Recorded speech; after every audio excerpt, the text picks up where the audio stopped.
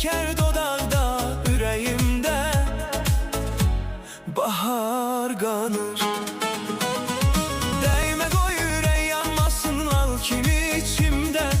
Az da mı divane oldum gülüşün üstünde. Penceresinden o kızın yaz yağışlı günde. Bin defa bakmaktan ötü islanım mı göresen? Ben bu deniz gözlü kıza bağlanım mı göresen? Onun kumar bakışına aldanım mı göresen? Bir deli şeytan da değil, dokunma yazıksan. Yoksa öz yüreğimden bele oynayım göresen.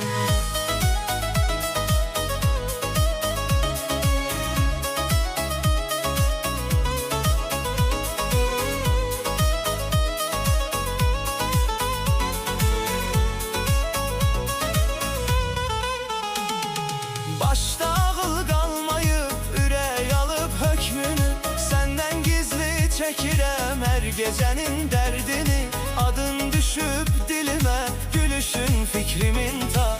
Yine de bu sevdadan vazgeçim mi göresen? Ben bu kara saç